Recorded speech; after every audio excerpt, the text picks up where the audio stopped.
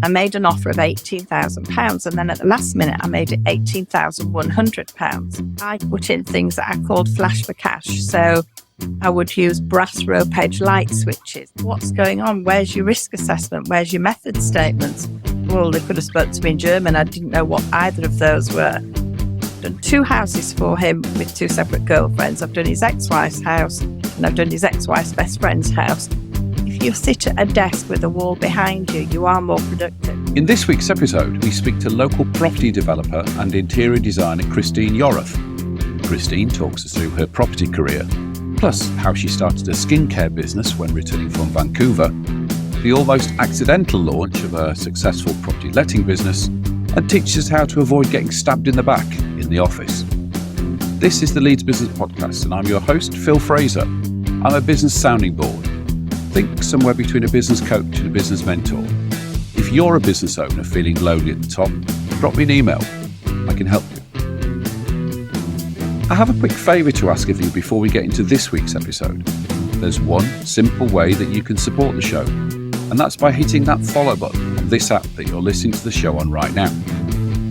This year, I'm trying really hard to improve everything I'm doing here, and by hitting that follow button on this app, it really helps that to happen. It helps the show more than I could probably articulate and allows me to keep doing what I'm doing. I hugely appreciate it. So, let's get into this week's episode. Today, I'm delighted to be joined by Christine Yorath, Leeds property developer. Hi, Christine. Hello, good afternoon. Nice to have you on the show. And obviously, this is the Leeds Business Podcast. Everybody will recognise the surname, Terry's former wife, and probably one of the UK's first wags. Would that be right to say that? Yeah, we wind the kids up by describing ourselves as wags. If we're going out, a few of us together, we call it a wags night out. Yeah, you're not a wag, mum, but yeah, it's true. Brilliant. So, your business career, we were talking before we started, has been lots and lots of different things. So, where did that sort of business drive start? What was the first thing you got involved in from a business point of view? I think the inspiration is probably my parents. My dad was a bookie, and my mum, after modelling, bought a cafe or opened a cafe opposite the football ground on Ellen Road, Sheila's Cafe, that was there for years and quite famous in its day. And then I qualified as a beauty therapist, opened a beauty salon when I was 20 or 21 in Wetherby. It was the first one in Yorkshire, the first beauty salon. Before that, it was just a bit of beauty in a hairdressing salon. So I had a salon. Then I moved to Coventry when we moved down with football, started as a lecturer and an examiner. And then when we went to Vancouver, I became involved with a skincare company as a client, brought that back here, started that business. But my passion was always property. I actually did an interior design course in Vancouver because I couldn't work. I had no work permit. The only time in my life I've not worked was when we lived in Vancouver. So I did the course. And then back in late 1980s, I started off by buying a house in Oakwood in Leeds to renovate, initially with a view to renting it. And then when I'd finished doing the renovation, Terry said, "You're too house proud. You won't be happy if they're not vacuuming up and so on." He said, "Just sell it." And I did. And that was nice, made a nice profit. So for quite a long time, that's what I did. I bought houses, renovated them and sold them, mostly in Beeston, where I'm from originally. And then just gradually went on to bigger and bigger properties, in North Leeds, making properties into flats. And then in the city centre, my first city centre one was in York Place. And then I bought 19 Wellington Street, which was formerly Leeds City Council's Legal Services Department. I made 20 apartments there, won an award for it. And that was me. I was off and running then on the bigger stuff.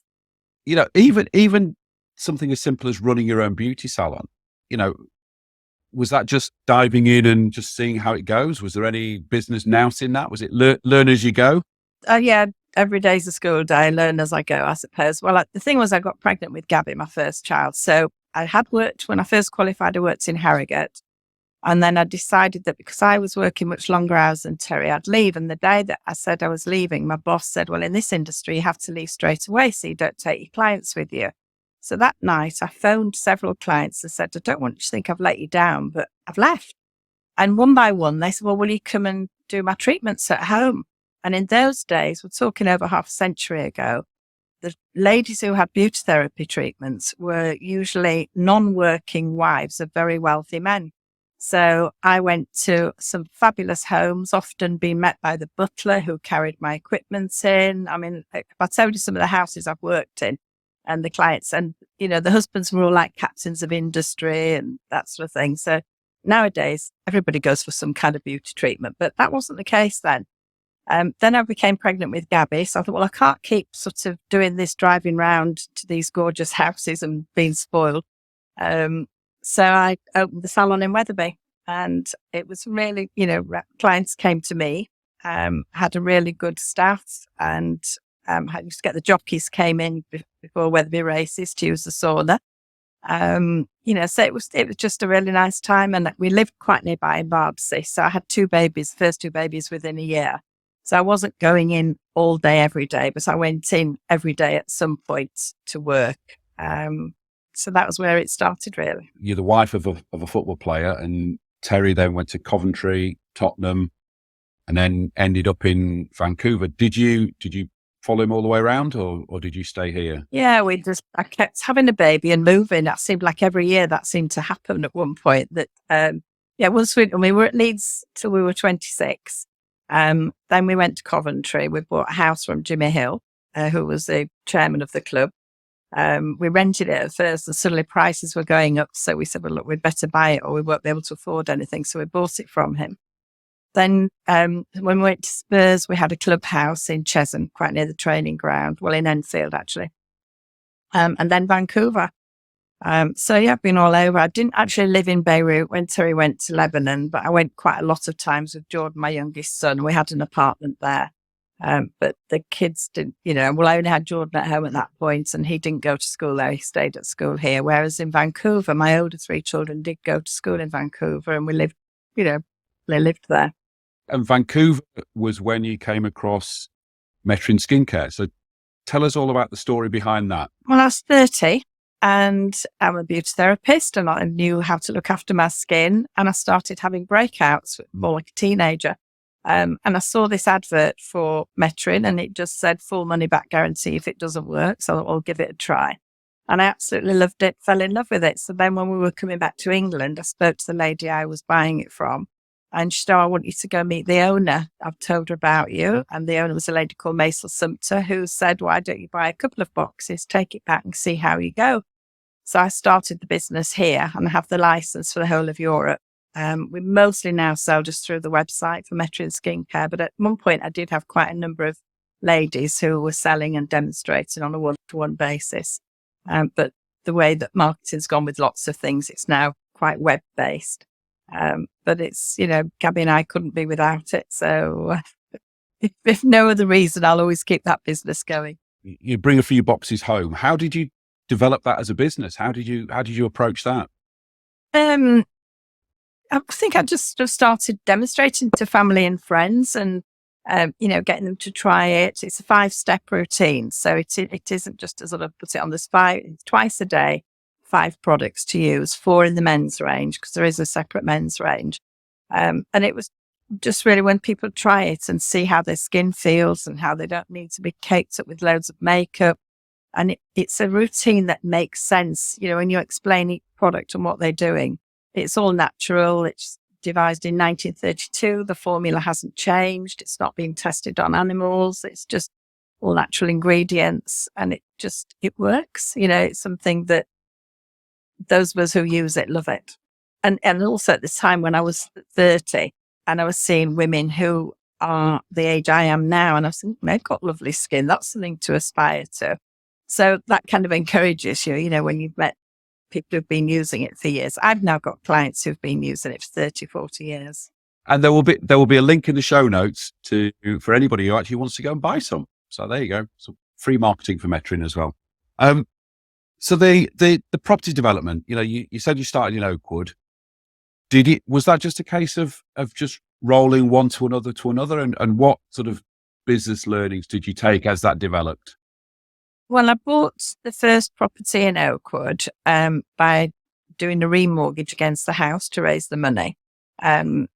and it was for sale by Leeds City Council, and it was offers over £10,000, and it was sealed bids.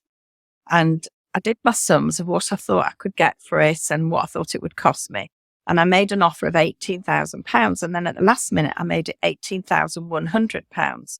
And when they phoned me up, they said, we've had 47 bids and yours is the most successful. So my first question was, how much too much have I paid?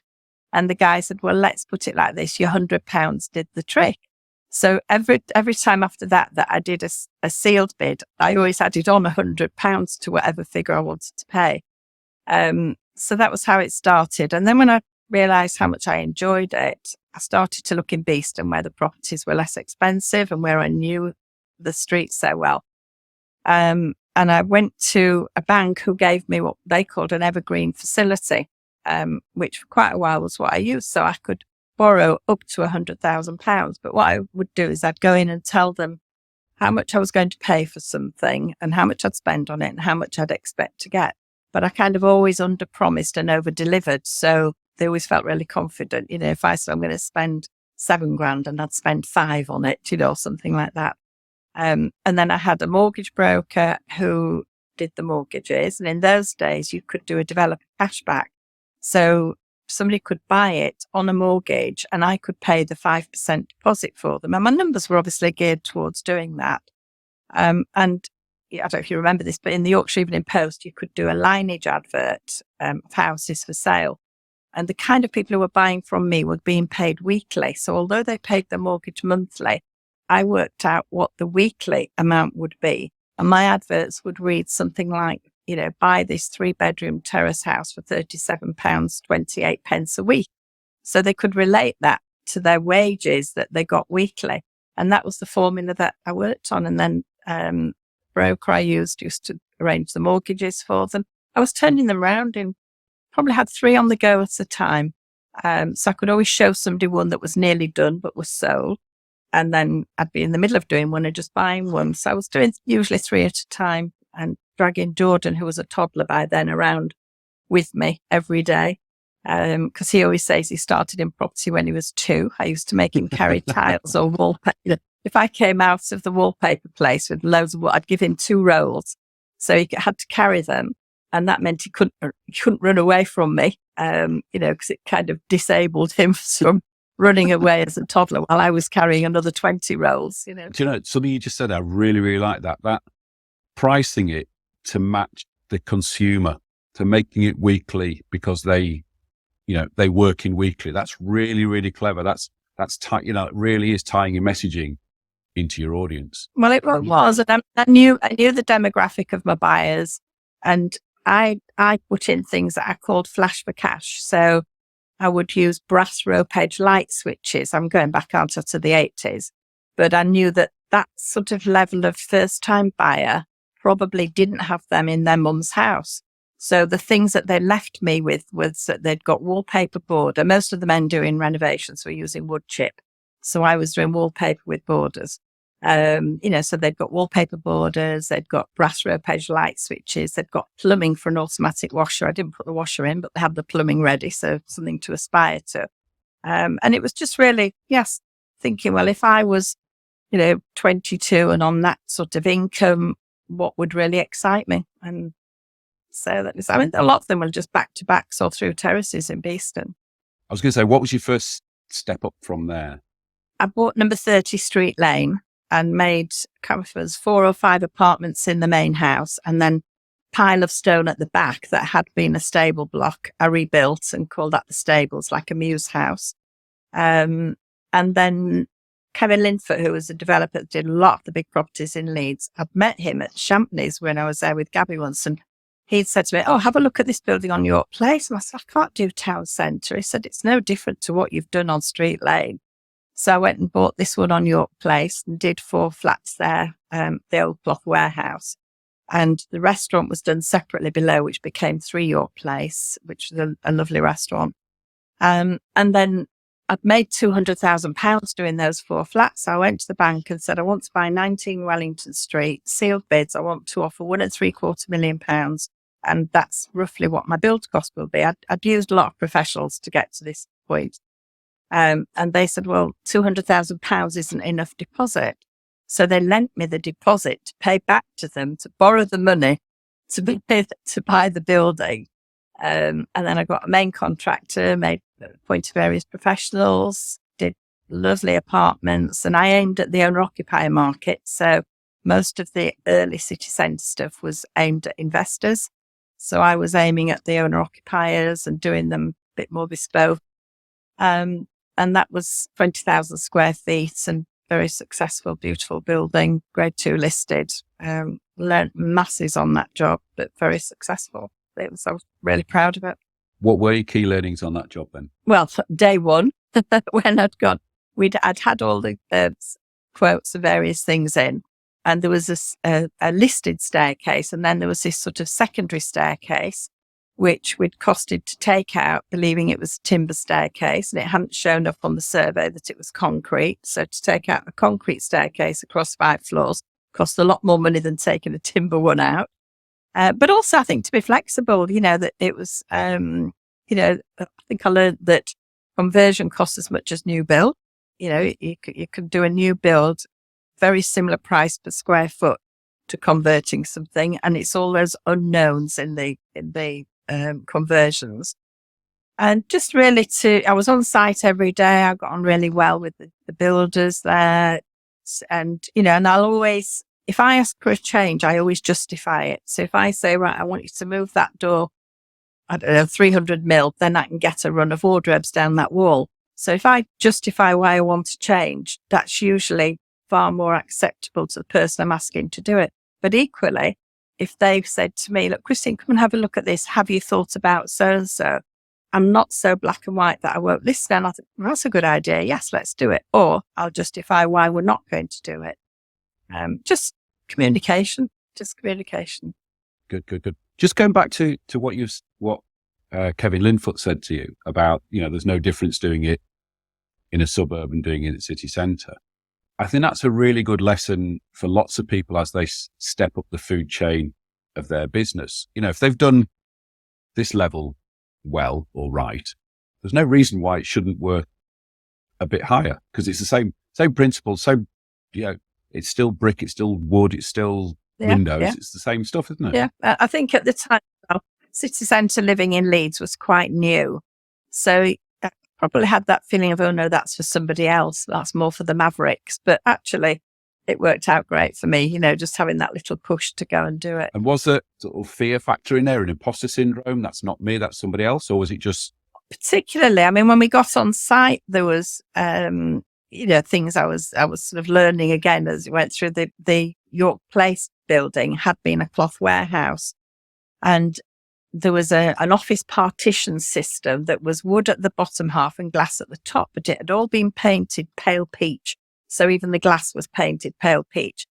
And my builder started smashing it all out. And somebody who was doing the restaurant conversion downstairs came up and said, what's going on? Where's your risk assessment? Where's your method statements? Well, they could have spoken to me in German. I didn't know what either of those were. So I had to send my guys off to somewhere in York to earn their ticket to do these things. I had to get somebody in to write all the health and safety issues. And I learned very quickly that, about risk assessments and method statements. But, you can do things quickly if you have to do. Right. Okay. So what came after York Place? Because we're getting bigger and bolder now, aren't we? 19 Wellington Street was the big one that I did straight after. York Place was only 4 apartments, and then it was either 18 or 20, I think, at Wellington Street. And I put an extension on the back. It went right through to Eyre Street. So I put, and I actually sold 2 apartments, 2 duplexes as one in that building, which a guy came and said, I'd like to buy both of these. Will you build it as one? Which we did. So I sold the most expensive apartment in Leeds. I think it was about £742,000, around about 1990. So that was, the most expensive city centre apartments in Leeds for a long time. I also won an award for the lighting of that scheme, because the fenestration is absolutely beautiful. And we, went to a lot of trouble. And when we were installing the lighting, it was summer. So I had to wait till about 11 o'clock at night go down, stand on King Street with a phone to somebody inside who was adjusting the lighting on the outside before it was dark enough to get the effects that I wanted to get. So it was worthwhile doing. How far down Wellington Street would that be, like past the post office or the other way? No, if you came out from the back of the station, well, from the Queen's Hotel, go down Wellington Street, just before you turn right onto King Street where the Metropole Hotel is, this building is on the left. Oh, right, okay. I put black granite on the steps because there was stone that were dipping and aging. So we put black granite with a rough edge onto the steps there. Right. So, okay. Next time our listeners are in Wellington Street, they can go and have a look at it, and particularly go in the dark and look at what the lighting looks like. Well, I don't know if they turn it on these days. It's, we put the system in, but whenever I drive by, it's never lit up. So. Oh, right. Okay. There you go. I've no control over that. Okay. So what came after that? What was the next big project after that? I think it was Bedford Chambers on Park Row, which was the Royal Bank of Scotland, a really pretty building, white with black balconies. And I did that with 3 partners. We bought the building together and we did 26 apartments there. And then I bought 2 in Chapel Allerton. We did the hall and concept in Chapel Allerton. I can't remember the order of the things I did. I did lots of different ones around town and Chapel Allerton. And then round about 2030, in the meantime, I also had flats in Leeds, which was a rental company I'd started. I kept some of my properties and was managing them myself. And then somebody asked me if I'd manage his. And then suddenly this flats in Leeds business grew and we managed several hundred apartments. So we built a bigger office onto my home. I did have a small office, but then we built a bigger office, had about 14 staff here. And eventually we moved that into town because we were doing more and more city centre stuff. So I was sort of doing that and doing the property and doing the interiors, did a lot of show homes for other developers. It's all a bit of a mix up the dates and everything, but I did jumped around quite a bit. It was always property related. I'd like to dig into the flats in Leeds business because that's obviously an adjunct to what you do. Before I do, I want to talk to our listeners and viewers about the Leeds Business Podcast Fair Deal. The Leeds Business Podcast Fair Deal has 2 sides to it. My side of it, each week I bring you inspirational, motivational and fascinating guests for free, like Christine. And your side of the deal has 2 parts to it, listener and viewer. Part 1 is I want you to recommend this podcast to one other person who you think will get benefit from it.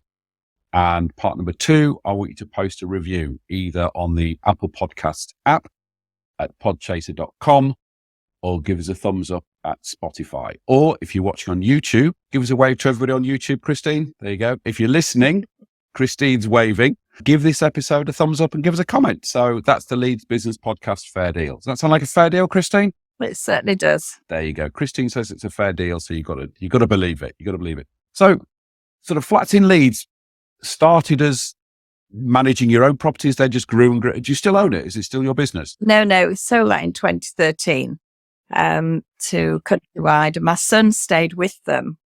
He stayed on as new development manager.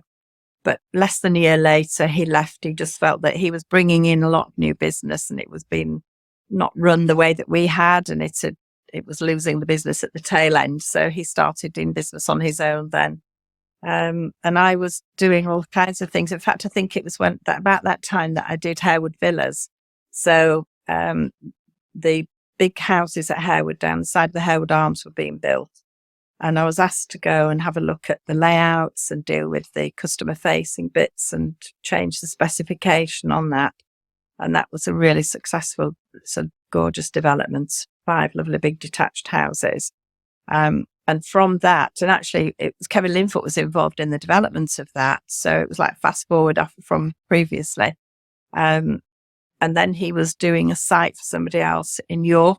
And one thing led to another, and I started to do quite a lot of development work for other developers where what I would do is go in as consultancy, look at the layouts, look at the demographic of the buyers, do the specification. For instance, at Bieber House, I spent quite a bit more than they planned on the specification, about £200,000 more on 24 flats, but added over £3 million to the GDV. So it was, very worth doing. and just, it's a lot about identifying who your customer is. It's just finding out the demographic of who you expect to sell to and what they want. And that it's not rocket science. So you're almost developing for the buyer before the buyer knows they're buying. Does that make sense? Yeah, in a way. Yeah. I mean, yes, kind of. I mean, in the last 3 years, I've worked on 2 sites in North Leeds, which are the only 2 that have come to the market of £1 million flats, other than there are now some on in the city centre. So we've had 2 sites in Alwoodley, one on Wigton Lane, one on Alwoodley Lane, 2 different developers. So I've written the specification, worked on a one-to-one basis, face-to-face with the buyers, and helped them with, all their choices and things for the interiors, sometimes altering layouts, particularly altering the layouts from the original architectural ones. And just, making sure that everything is as it should be at that level of the market. We've sold at £1.5 million. So, they're discerning buyers. And there's a really common demographic of people who are buying apartments, big apartments at that luxury level. And sometimes they've lived for a long time in a big older house and might be even a bit out of touch with what they could have. And they're swapping a lifestyle for a different lifestyle, but it not to be an inferior lifestyle. They might have less rooms, but they don't want smaller rooms. They'll have more technology. They'll have more modern amenities. They'll have much better insulation. They'll have lower running costs, but they'll still have an area where they can do a dinner party for 8 people. They don't want to move into a 700 square foot flat where they're going to have a little breakfast bar. They still want to entertain, still have the lifestyle, but just want a better lifestyle probably than they've had in a big older house. So there's been a shortage of that in Leeds. We've just not had those lovely big apartments. And, it's great now that we have. There is a brilliant business lesson there about matching your target audience's desires and demands to what you are producing, because that's what you're doing, isn't it? Yeah. I mean, I've spent about 3 years on a scheme for where I live myself. And last September got planning through after 21 months. Although I had no objections, and I had a planner who said from day one that he loved the design and wouldn't change anything, and he never did. But it was just all the various consultees take so long for it to get through to planning to get an approval. So the experience I've had with the other 2 sites is great for me because my scheme has got big apartments. I've got some extra things. I've got a gymnasium in the basement. I've got really big car parking spaces, storage rooms in the basement for each person. But I've also got things like air conditioning that haven't been put into the other 2 schemes, but which I know is something that these homes are so well insulated that the running costs for heat are negligible, but in the summer, they're too hot. So my proposal is that we'll have air conditioning. So we've got that facility there. And it's finding those things that people want, and it's about lifestyle. You said you're now working sort of third party with other people. Did they come to you, or did you push yourself out there and offer that as a service? No, they came to me, to be honest. I mean, I did do a little a website thing or a little thing on offering those services, but I've never really needed to use it because all my clients come from recommendation. I don't do any advertising. I have a website that's never as up to date as I'd like it to be, but all my clients come from recommendation. Tomorrow I'm with a client whose house I did brand new, a surgeon in Wakefield, did it 2 years ago. They've now put an extension on, so I'm back there tomorrow. No, that's this afternoon, actually. It's today. Sorry, tomorrow I'm in South Yorkshire with the friend of a client, and then back to the client who's going to do some more work. So it just kind of grows. I did one guy's house, and I've done 2 houses for him with 2 separate girlfriends. I've done his ex-wife's house, and I've done his ex-wife's best friend's house. So it just goes on from one to another, and I enjoy that because people know what you're about. And it's lovely that you're recommended. That's brilliant. That's brilliant. And actually, that interior design leads us. I mean, obviously, this is the Leeds Business Podcast, and we'll obviously talk about private homes most of the time here and flats. This leads us into the how-to, and you're going to give us a how-to, and we're going to relate it to offices, aren't we? whether it's offices or homes, I think the two things you've got to get sorted are comfort and storage. If you get those right, colours, textures, fabrics, carpets, and so on are easy. Comfort and storage are really, really important. In an office, there's an extra few things to think about. One would be good daylight, good working spaces. Anybody who subscribes to Feng Shui concepts would know that the chairman or the most important person in a company would be somebody who would always sit with their desk with the back to the wall. So the expression of getting stabbed in the back comes from this idea that you should have. And I'm doing a home at the moment in West Woodside near Doncaster, where again it's a young surgeon, and he's got an office at home, and we've positioned the desk so that he sits with the wall behind him and looking out through the windows. And the obvious thing would have been to put the desk looking out of the window, but that would have meant somebody walks into the room, into the back of the person, and it's just not comfortable. And when people think about it, if you sit at a desk with a wall behind you, you are more productive. It's just, placement of furniture, simple things like that. And having plenty of good storage. When we built my office, we put a heating and cooling system into the ceiling so that I could have floor-to-ceiling windows and floor-to-ceiling bookshelves and not have to compromise wall space with radiators. So it's all either daylight glass or shelving. There's some tips for our listeners' offices. You mentioned Feng Shui. Are you pro, anti? What do you think? I know a lot of people think it's a load of nonsense. No, I'm pro, simply because when I've read about it, yeah, that makes sense. Or yes, I can think of an example where that works. So whilst I don't start off a project trying to apply the principles, if you have a look afterwards, the things that work do comply with the principles. And silly things like, I don't particularly like houses with obvious beams, like the old mock Tudor sort of look. But there is some substance that if you have a bedroom with a beam that goes across the bed, probably if it goes lengthways, the story is it will divide the couple. So if there's a couple in a double bed and there's the beam down the middle, it divides them. And if it goes crossways, you'll end up with stomach pains. And I have had people say to me, actually, do you know that's true? It stops the energy. Just as you shouldn't have your front door lined up with your back door because you don't want good energy to come in the house and go straight out the back. So yes, they do sound like superstitions, but quite often, you can find theory and examples that actually back up the principles. And I know that, in Hong Kong, for instance, they don't build any of the big important buildings like banks without a Feng Shui consultant as part of the design team.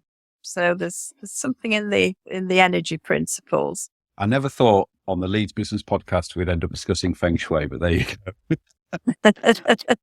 Now, every week we ask our guests to give a shout out to another Leeds business. I've got a guess as to who you're going to do, but go on, Christine. Who's your shout out to?